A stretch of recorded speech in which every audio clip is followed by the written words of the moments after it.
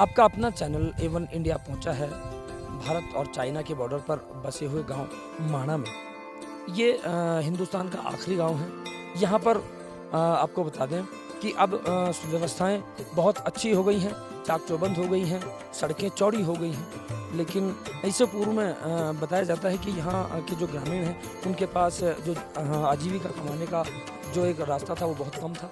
लेकिन फिर भी छोटे छोटे यहाँ पर रेस्टोरेंट हैं, छोटी छोटी दुकानें हैं, लोग अपना आजीविका कमा लेते हैं। सबसे पहले जब आप माना गांव आते हैं तो ये एक साइन बोर्ड है जो आपका स्वागत करता है।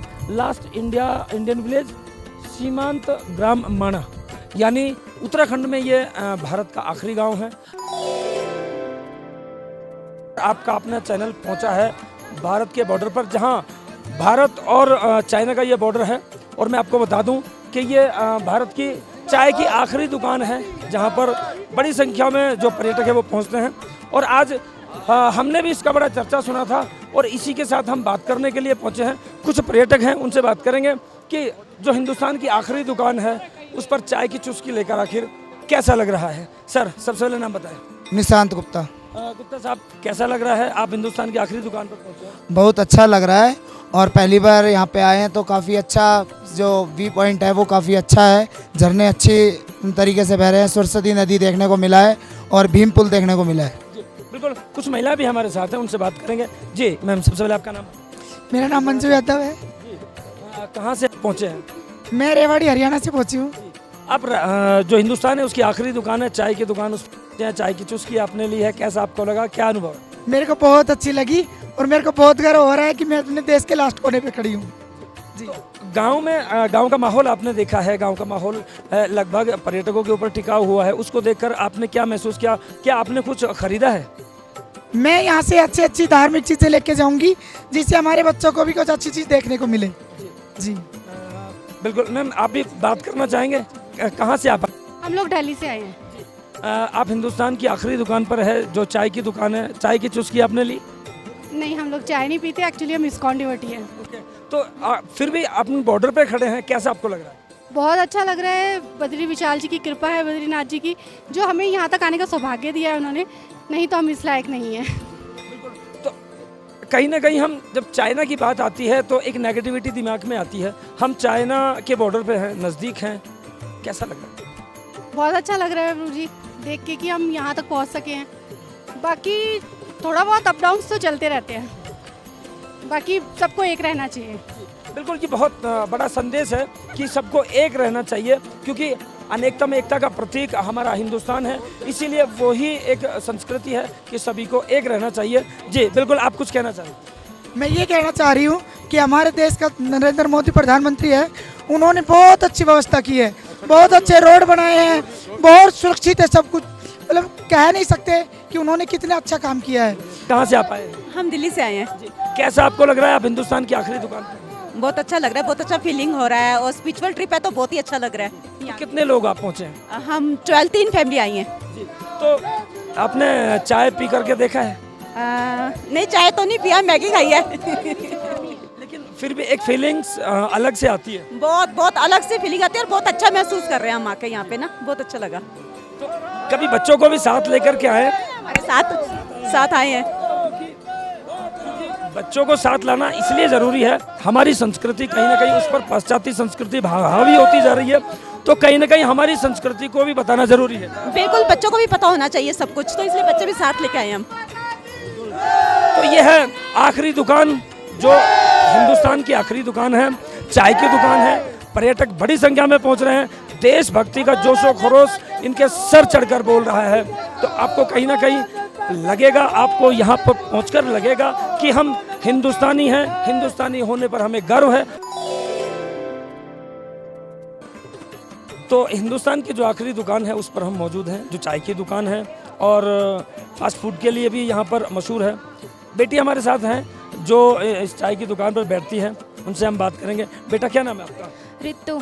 जी, आप हिंदुस्तान के उस कोने पर बैठे हैं जो चाइना से लगा हुआ है और चाय की दुकान आपकी फेमस है, बहुत लोग आते हैं, कैसा लगता है?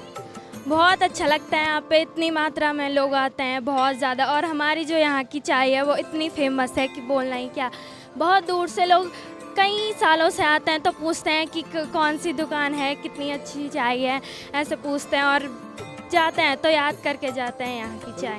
बेटा चाय की बात की, आपकी चाय मशहूर है, तो चाय में अगर बात करें तो मसाले क्या क्या आप डालते हैं जो इतनी मशहूर है? यहाँ की जड़ी बूटियाँ हैं जैसे तुलसी, चाय मसाला और ग्रीन टी ऐसी। जी बिल्कुल।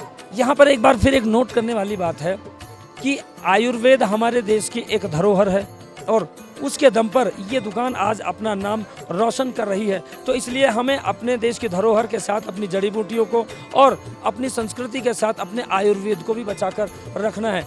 बेटा लोग आते हैं जब आपसे पूछते होंगे चाय आप किस तरीके से बनाते हैं, क्या क्या डालते हैं, तो आपको कैसा लगता है कि हमें बताना चाहिए या नहीं बताना चाहिए? हमें बहुत अच्छा लगता है क्योंकि वो कहते हैं कि हमारी चाय इतनी अच्छी है, बताते हैं, हम भी खुशी से बताते हैं कि हम ये डालते हैं चाय में। तो आपका गांव कौन सा है? यही गांव है? हाँ, माणा गांव है हमारा। तो इसके अलावा और आपका कोई काम का या कमाई का जरिया कोई और? हाँ, कताई बुनाई है इसके अलावा। तो गुजारा हो जाता है? हाँ। कितने बहन भाई हैं? हम 6। तो सभी पढ़ाई करते हैं या काम करते हैं? पढ़ाई करते हैं, काम भी करते हैं, छुट्टियों में काम करते हैं और टाइम पे पढ़ाई। मम्मी पापा का मदद करते हैं? हाँ, हाथ बढ़ाते हैं उनका। तो बिल्कुल ये वो बिटिया थी जो इस दुकान पर रहती हैं, दुकान का संचालन करती हैं और इस जो चाय का जायका है वो उस बिटिया ने बताया कि आखिर क्या वो जायका है और कैसे ये दुकान मशहूर है। एक बार फिर से आपसे अनुरोध करेंगे कि अगर जब भी आप उत्तराखंड आएँ या बद्रीनाथ के या बद्री विशाल जी के दर्शन आप करने आए तो इस माना गांव में आखिरी दुकान पर जरूर आए और चाय की चुस्की जरूर लें। हिंदुस्तान की इस आखिरी दुकान पर कुछ पर्यटक और हमारे साथ जुड़े हैं जो चाय की चुस्की ले रहे हैं, इनसे हम बात करना चाहेंगे। जी सबसे पहले आपसे बात करेंगे, नाम बताएं। ज्योति। जी कहाँ से आप आए हैं? दारवेड़ा से, हरियाणा से। जी आप हिंदुस्तान की आखिरी दुकान पर है और चाय की चुस्की ले रहे हैं, चाय पी रहे हैं, कैसा आपको लग रहा है? बहुत अच्छा लग रहा है चाय। आपको ये फीलिंग्स अलग से कुछ हो रही है कि कहीं हम बॉर्डर पे बैठे हैं और वहाँ हम चाय पी रहे हैं? जी हाँ हाँ, कैसा लग रहा है? क्या बहुत अच्छा लग रहा है। बिल्कुल जोश आ रहा है, ये हिंदुस्तान की देशभक्ति है। तो सर आपसे बात करना चाहेंगे, कैसा आपको लग रहा है? सर बहुत अच्छा लग रहा है, ऐसा लग रहा है जैसे बस अभी हम ही जवान बन गए और देश की सीमा पे खड़े हुए, ऐसा लग रहा है। बहुत अच्छा लग रहा है यहाँ पे आके, और जो चाय साथ में मिल रही है इसका तो आनंद ही अलग है। बच्ची से हमने बात की तो उन्होंने कहा कि चाय इस तरीके से बनाते हैं कि उसमें जड़ी बूटियां डालते हैं और जो यहाँ का कुछ स्पेशल कोई मसाले हैं वो डालते हैं।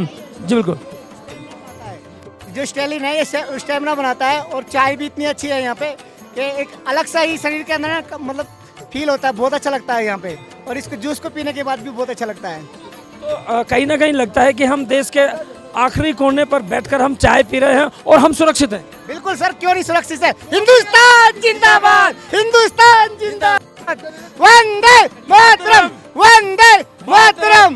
तो ये वो देशभक्ति की बातें हैं जहाँ पर कुछ और भी लोग हमारे साथ मौजूद है। जी सर आपका नाम बताएं सर। मेरा नाम गौरव कुमार। गौरव जी कहाँ से आए? आगरा से आया हूँ मैं। बताएं कैसा अनुभव रहा, आखिरी दुकान पर आप हैं बॉर्डर? मुझे इतना अच्छा फील हो रहा है मैं बता नहीं सकता। मैंने यहाँ की चाय पी, इतना आनंद आया हद से ज्यादा। सर आपका नाम? मुरारी दिवाकर। कहाँ से आप आए? आगरा यूपी। कैसा आपको लग रहा है हिंदुस्तान की आखिरी? अच्छा, हमें तो पता है हम आगे तक और जाएंगे, मोदी है तो मुमकिन है। तो आप कहीं ना कहीं लग रहा है कि जब बॉर्डर का नाम आता है तो एक डर भी लगता है, लेकिन यहाँ हम सुरक्षित हैं। मोदी है तो मुमकिन है। जय श्री राम।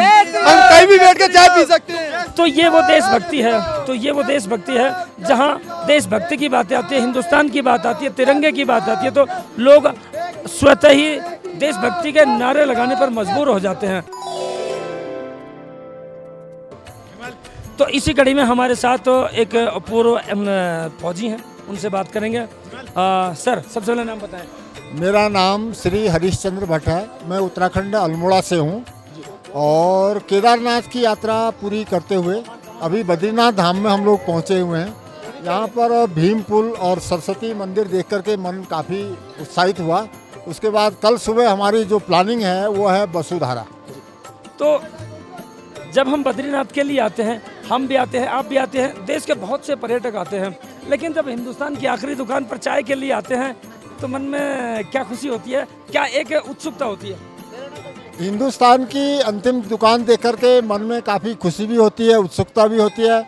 अगर उसकी चाय की चुस्कियाँ ली जाएं तो यहाँ का जो जड़ी बूटी से निर्मित चाय बनाते हैं ये, इसका आनंद कुछ और ही है।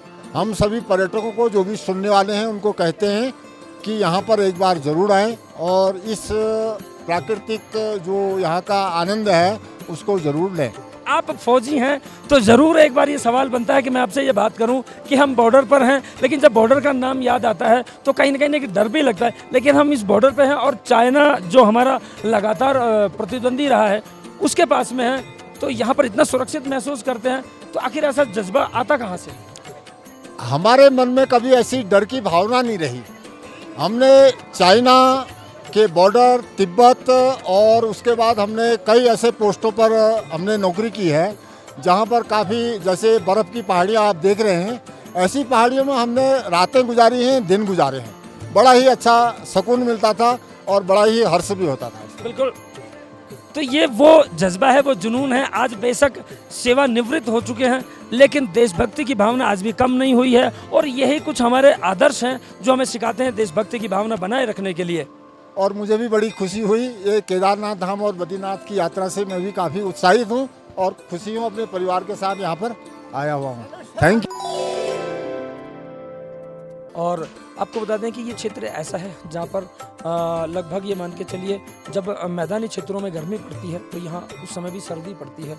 अब इस समय की हम बात करें तो ये जुलाई का महीना चल रहा है, लेकिन यहाँ फिर भी ठंड है। राजस्थान में या हरियाणा के क्षेत्र में आप देखेंगे, मैदानी क्षेत्रों में आप देखेंगे तो वहाँ गर्मी का माहौल है, प्रचंड गर्मी पड़ रही है, लेकिन यहाँ एक इस समय जो है ठंड पड़ रही है और यहाँ गर्म कपड़ों की जो बिक्री है वो लगातार जारी है। पर्यटक आ रहे हैं और पर्यटक खरीदारी भी कर रहे हैं। लेकिन आपको बता दें कि लॉकडाउन जैसी परिस्थिति के बाद में जो यहाँ के हालात है, जैसे कि हमने कुछ लोगों से बात की तो वो ज़्यादा अच्छे नहीं रहे, लेकिन अब धीरे धीरे जो पर्यटक हैं वो आ रहे हैं और यहाँ का जो एक व्यापारी है, या यूँ कहें कि छोटी छोटी आजीविका कमाने व्यापारिक स्थल बनाए हुए हैं, उस पर अब कुछ रौनक दिखने लगी है। तो आपको एक बार फिर से बताते हुए चले कि ये जो गांव है ये उत्तराखंड का जो बद्रीनाथ जो मंदिर है वहाँ पर उससे थोड़ा सा आगे चल के ये माना गांव आता है। और यहाँ पर जो लोग जो चारधाम की यात्रा पर पर्यटक आते हैं वो माना गांव भी आते हैं। माना गांव की आखिरी दुकान है, वहाँ पर चाय की चुस्की लेते हैं और यहाँ पर कुछ ना कुछ ख़रीदारी भी करते हैं। तो एक अंकल हमारे साथ हैं दुकान पर। अंकल जी, आपसे जानना चाहेंगे कि यहाँ पर किस तरह के पर्यटक आते हैं? क्या लॉकडाउन जैसी परिस्थिति के बाद में आजीविका चलाने का आपका जो सिस्टम है वो कैसे चल रहा है? कुछ काम हो रहा है अभी? अभी तो वैसे ठीक ठाक चल रहा है। अभी कितने पर्यटक आने लगे हैं लॉकडाउन के बाद? काफ़ी आ रहे हैं वैसे, जितने बद्रीनाथ में आ जाते हैं 70%। बात करें तो अभी जो आजीविका या अपना रोजी रोटी का जो सिस्टम है वो ठीक रूटीन में है? बिल्कुल रूटीन में है, बिल्कुल सही है। बिल्कुल, ये व्यापारी हैं यहाँ पे जो छोटी छोटी अपनी दुकानें चलाते हैं और अपनी आजीविका कमाते हैं। लेकिन जैसा पत्तों की एनर्जी से हम अंदाज़ा लगाएं तो वो बात नहीं है जो शहरी क्षेत्र में और आज की महंगाई के समय जो एक आजीविका का जो एक रास्ता होना चाहिए, जो एक कमाई होनी चाहिए, जो आर्थिक स्थिति मजबूत होनी चाहिए, वो शायद मजबूत नहीं है।